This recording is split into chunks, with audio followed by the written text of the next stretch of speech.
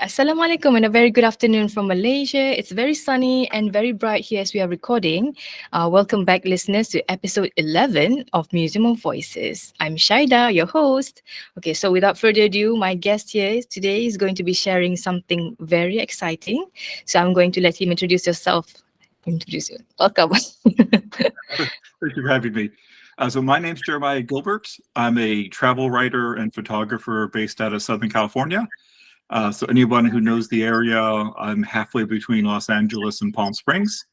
I've been photographing since high school, which is quite a long time ago, back in the days when it was just film. So my first, 15, 20 years was all shooting film photography. And then I've been a writer most of my life. I started out with fiction and poetry.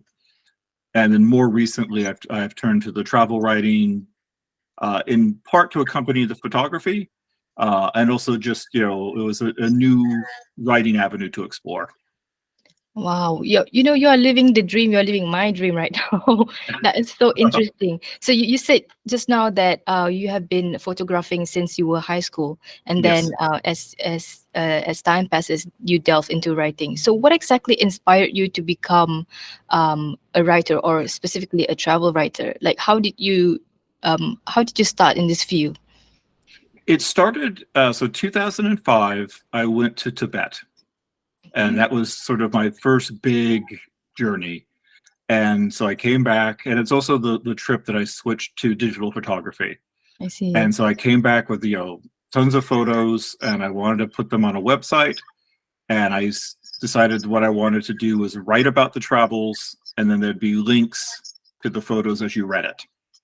And so that was sort of my first delving into the travel writing. Then a few years back, I decided to change the website, make it more focused on photography. And so I pretty much had gotten rid of most of the writing. Then, as it turns out, summer 2019, my wife and I were traveling in Europe. And I was just thinking, I kind of miss writing about the travels, and it'd be nice to have something more on the website. So why don't I start writing these little travel tales?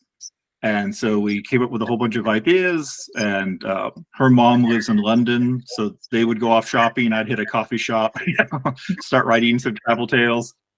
And so I had quite a few, written by 2020, and then, everything came to a halt. And so I got thinking, so here in California, we pretty much shut down in March of 2020. So I thought, why don't I take what I've got and add a few more stories and put together a collection of these things. I settled on 50 because that seemed like a good number, and finished them up, put them together, was fortunate to find a publisher. And so that's sort of when I officially, became a travel writer, a published travel writer. And I really enjoyed that experience. So I thought, okay, I think I'm going to keep doing this. That is so interesting. Like, as someone who is working a 9 to 5 job, I don't know. I feel like I could never have that courage to do what you do.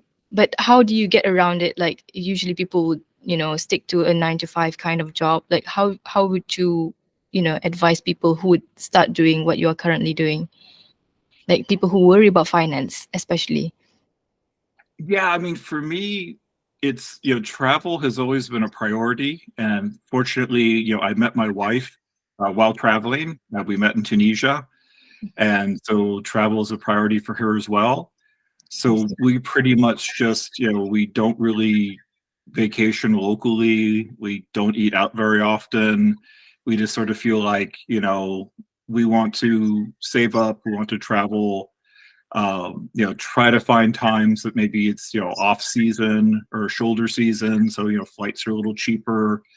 But it's just sort of a priority. So when we get some extra money or do a little extra work, we're going to put a chunk of that away for flights and travel. I mean, honestly, flights are the big expense these days.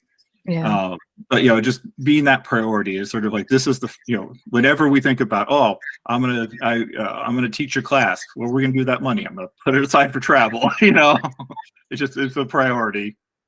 I see. Okay, so you're making traveling sort of like your priority, and it's easier because your wife is also having the same kind of priority. Yes, I that see. helps. Okay. Oh, all right. Okay. What about can you maybe share, like, you've been traveling to a lot of places. What kind of places have you been to? Like have you been to Asia? Yes, I've been to a lot of Asia. My wife's actually Chinese, Ah, so I see. been to China many times. In fact, the trip we met, I wasn't supposed to be on that trip. I was supposed to be on a month-long exploration of Southeast Asia, and a good friend of mine was getting married, and the wedding was on the day I was supposed to leave for that trip. So I thought, okay, I need to I need to hold off on that. What could I do instead? I just sort of, for some reason, I found this trip to Tunisia, and that was an area I'd always wanted to go to. And I thought, okay, I'll just go there. And then we happened to meet on that trip. So, I mean, before we met, I'd probably mostly been some Asia, more Europe, Central South America. Being an American, it's very easy to get to Central and South America for me. Oh, and when we met, then it was like, okay, we can spend a little more time. Let's do Asia. Let's definitely hit more Africa. So it's been pretty well rounded. I've been to 6 of the 7 continents. The only one left is Antarctica, which I'm planning on getting there. Hopefully in a year or two. Wow. Oh, that's so cool, you know. I've only been to so far I've been to Asia and some parts of Europe, but I think I've never made traveling my priority so far. Okay, so perhaps can you share with us like a memorable experience or maybe encounter from your travels that actually like significantly influence your perspective on the destinations that you explore? I was very fortunate. Like I said, my first major trip was Tibet. And I didn't know what I was doing. I got a passport for that trip. Got first time getting a visa. I went with a small group, and so rather than flying, we went to China. So rather than flying to Beijing, I flew to New York to meet the group, and then flew to Beijing. Um, and it was one of those, I was blissfully ignorant. Uh, I packed way too many clothes, and I packed not enough money. Uh, Were and you in your 20s at that time or you I were was in my already? 30s actually. Yeah, I Oh, started I I see. started a little late, and it was just such an incredible experience, and it was such a different culture and such a different landscape. And to me, it was just like, okay, I like this. This is something new. This is something I could see myself doing. And the group I went with, some it was also their first trip. Some were more seasoned. The guide also did India. Mm. So in fact, after that trip, he told me, "Okay, you've made this. Now you can probably do India." Uh, and so it just sort of just piqued an interest, and so that led to I did Peru next. I've always loved ancient civilizations, so I really wanted to see Machu Picchu, and then that just sort of just grew from there. But it was such a good. I mean, it was a rough experience, that trip. After we left Lhasa, we were heading to the base camp of Mount Everest, and at some point we ran out of hot water, and then we ran out of water. Oh my And I goodness. still remember when we came back down, it was like the first time I had a shower. I went to wash my hair, and I tell people it looked like chocolate milk. The water was just so dirty coming down. Uh, but it was just such an exhilarating trip. So it was a good start, and it just sort of prompted me to think, okay, this is something I want to do. This is something I want to make a priority. I see. At that time you didn't meet your wife yet. Yeah, no, we hadn't met yet. I see. Oh, so you met her while you were traveling? She was also traveling at that time. Yeah, we both happened to be on the same tour in Tunisia, and she was traveling with her mom, Ah, and I that was see. perfect. I hit it off with both of them, so her first obstacle out of the way. So you managed to charm her mother as well. Exactly. Okay. Oh, that was interesting. So the first trip that actually influenced you on your perspective is your trip to Tibet, and that was in That was 2005. 2005. I see. Um, what about challenges or any, unexpected situations that you have to face while traveling? I know this is inevitable, like, but what is like one or two challenges that you faced while you were traveling, that have actually shaped your writing or approach to storytelling? The big one was I spent my 40th birthday in Paris with no money and no ID Oh my because I goodness. was pickpocketed on the metro. Uh, and it was one of those moments where, so thankfully I'd met my wife by then. So she was uh, with you? so she was with me, I and see. it was the end of a long summer of travel, and I was just a little tired, and I wasn't quite, doing things the way I should be doing them, and I shouldn't have had everything all together. And I went, once I realized what had happened, I went to the hotel, and they're like, why did you have your passport on you? Why didn't you put it in the safe? Like, I don't know. I wasn't thinking. I had to go file a police report, and then I had a mild panic because this happened on July 1st, which was a Friday. Ah, My birthday is July 3rd, but then I realized that the American consulate would be closed on July 4th for the Independence holiday, and I was supposed to be getting on a train to London on July 5th. So I was like, oh, okay. So I had to figure out how to find, I didn't have anything. So thankfully, I realized where I had a scan of my driver's license, so I could at least have something to get into the consulate. And I figured out where to get a photo for the passport. And so that morning, then on the 4th, we did a trial run to find the embassy or the consulate. So the morning of the 5th, I got there as soon as they opened. And, I think I spoke to 3 different people at 3 different times.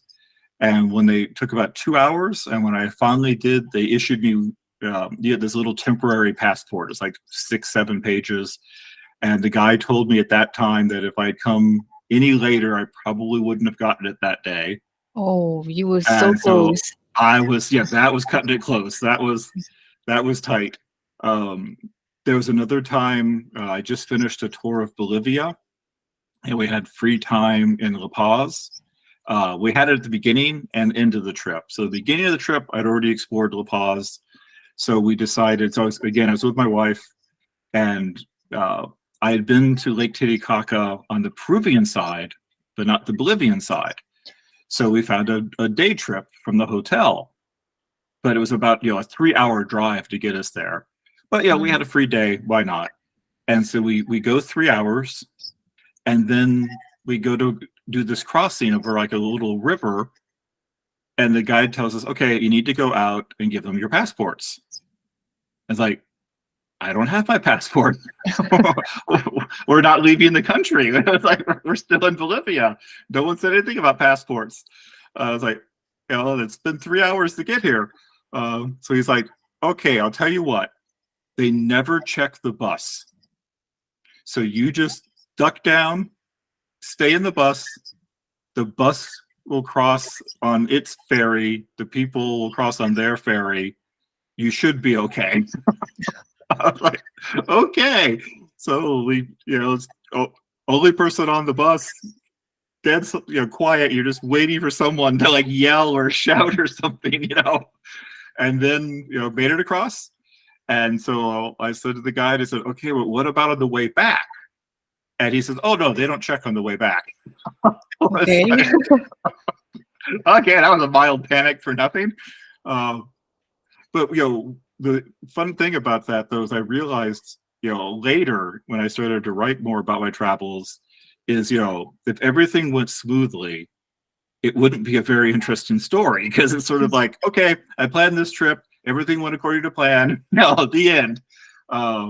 So while they can be, panic inducing in the moment, it does give me something, to liven up the stories later on. And, you look upon them later and laugh about them.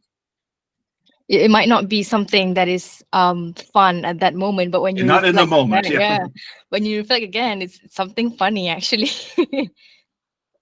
Yeah, Yeah, it because actually spices actually, up. Yeah, yeah, spices up the travel. the trip my wife and I met on, like I said, I wasn't supposed to be on that trip, and then I almost didn't make it because um, that winter was really bad weather in Europe, and I was flying through Paris, and the flight in was delayed, and I get there and I missed the flight, Oh, and there's an 11 p.m. and it's booked. I can't get on it. But the problem was that tour left like the next day, the next morning. So I just told them, well, in that case, just send me home because there's no point for me to be here. And somehow they found a spot. And so that 11 p.m. flight became like a 4 a.m. flight because it was also delayed. And ah, I made it to Tunis at like 6 a.m. and the group left at 7:30 a.m. And my luggage did not join me. So I spent the first week of that trip living out of a backpack and just picking up what I could along the way. So that was another situation where, you know, the out of it, I got a wife, which I'm very grateful for. But man, that was more challenging than it needed to be. the price you have to pay for a wife. Exactly. Oh, that's actually, you know, the things that you have to go through while traveling. So how does that actually shape your, character? Like some people, right, when they face those kind of things when they're traveling, they feel like, oh, there's no way I'm going traveling again next time, maybe, Mm. but how does that shape your personality? Like does that like of course, does that like not hinder you from traveling again, or does that actually fuels you to travel more? Yeah, for me, I've just come to realize that, you know, it's going to happen no matter how well you plan. uh, there's going to be situations that you can't control. There's going to be canceled flights. There's going to be lost luggage. Yep. There's going to be, yeah, you get to the hotel, they don't have your reservation. So it's you know, it's just part of the experience. I remember, yeah, we were in Vienna a few years back, and I had booked a day trip, and no one ever showed. No one ever came to get us. Oh, And so the pickup location was like 20 minutes away. And so my wife and I just ran. I mean, we just grabbed our backpacks and ran, and we made it. And then the guy who was supposed to pick us up started to argue with me. I oh, was so there, so he you was weren't at the there. so he was there at the pickup location. And I said, whatever, it doesn't matter. I need to get on that bus behind you.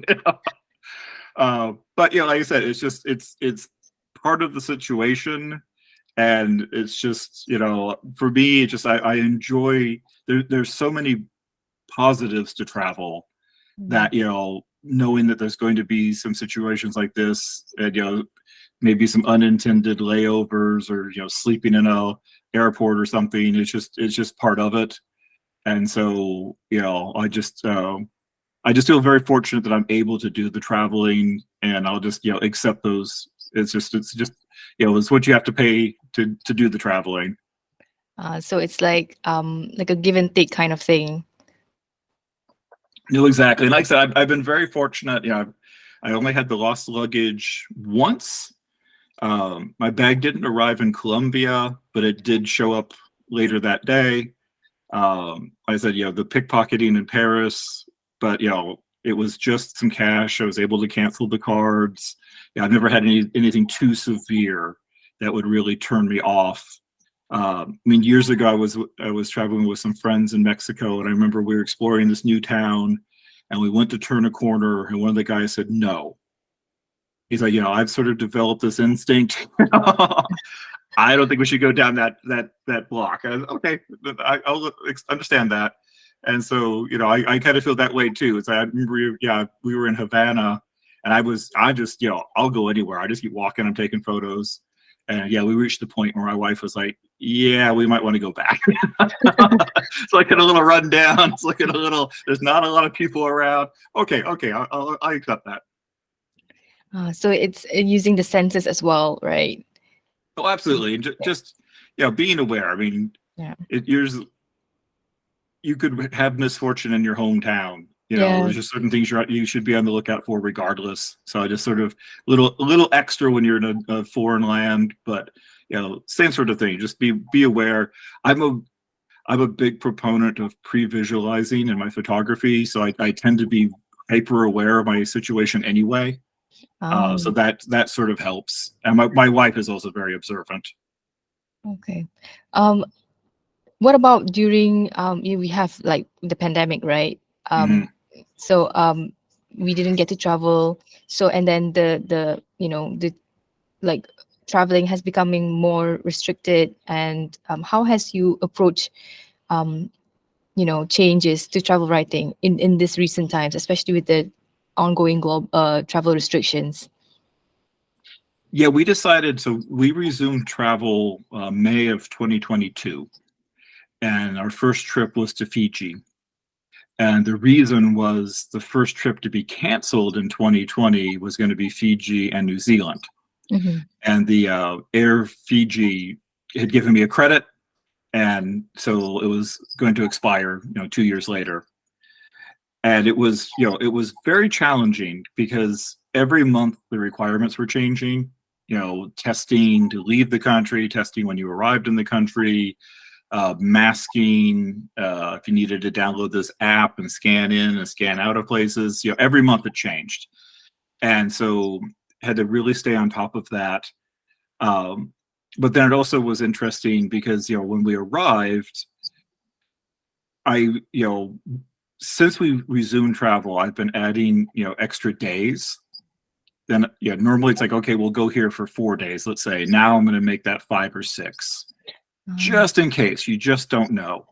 That also gave me something to talk to, with the guides and the drivers. How did you handle this? How did you manage? And so it's been very interesting. So I've been doing that with the different countries I've returned to and seeing different policies. And even now, I mean, that summer we flew into Berlin, no masking, nothing. And then when we flew out of Berlin, we were told, "Oh, all flights in and out of Germany, you must wear a mask." But well, they didn't tell the flight coming into Berlin that, yeah. But okay, so just always have the mask on me now. Um, so it's just, I think knowing even before this that travel has its highs and lows. If you can just sort of learn to go with the flow, just this is the reality. Yes, it can be inconvenient at times. Yes, it can be confusing. But it's just part of the territory. And I just focus on the fact that that was an excellent trip. It was our first time back at and back in on the road in almost 2.5 years, and so I'm just thankful we're able to do it again. And it's gotten progressively lighter, the requirements in most countries, so that helps. But I'm still weeks, days before a trip, double checking, triple checking. There was a lot of paperwork before. Are we okay? We don't need to fill something out. We don't need a test, right? We don't need to prove vaccination, right? Do I still take the vaccination card with me? You never know. Just in case, yeah. It's part of the passport now. I've read your post about Indonesia on your website, and I really like the part where the girls were selling the postcards, and then Mm. you were telling them, "I already bought the postcard," and I said, "But not from me," and that was really funny because I understand the culture in Indonesia as well. So while you were traveling, right, how do you like ensure cultural sensitivity and then also respect for the local communities, especially in your narratives and in your writing and also photography? Yeah, for me, it starts with research. um, I don't want to do too much, but I want to find out about the culture of where I'm traveling. What's considered offensive? What's should you ask to take someone's photo, or should you not take someone's photo? It's often you shouldn't take photos of military or police, etc. So I try to, have a sense of that. And then when I, get home, when I start to write about it, I also want to research and make sure I get it right. So if I'm talking about a location or somewhere I went, I want to get, if I include a little of the history or the little of the politics, I always travel with a journal, so I always have my notes. But I'm just like, just in case I notice something wrong, or I can't read my writing. I think it's very important to me to, get it right. Speak with the locals while I'm there. My Peru trip, I was very fortunate. So that was when I was single. I had a roommate, and he was very well traveled. And he was the one who taught me that go to the big tourist area and then go about 2 or 3 blocks away from the tourist area and you'll eat where the locals eat. You have a much better selection. Just look for like where there's a queue. And so, that was great advice. And also there's times where, I think some photographers, you want to get that candid moment. Yeah. But you also need to realize that, some, like the most famous photos, like Steve McCurry's Afghan Girl, Mm-hmm. that he asked to take. And, we were in Kashgar, which is the most western city in China. And we went to this livestock market that's been going on. They say it like predates Marco Polo. This has been going on every Sunday for a very long time. And I found it fascinating. And so when I first got there, there was this fellow coming up. He was, I thought, so interesting. So I just sort of lifted up my camera as my way of asking permission. And he was okay, so, And then later, as I'm going around, people saw me taking photos and would actually like motion.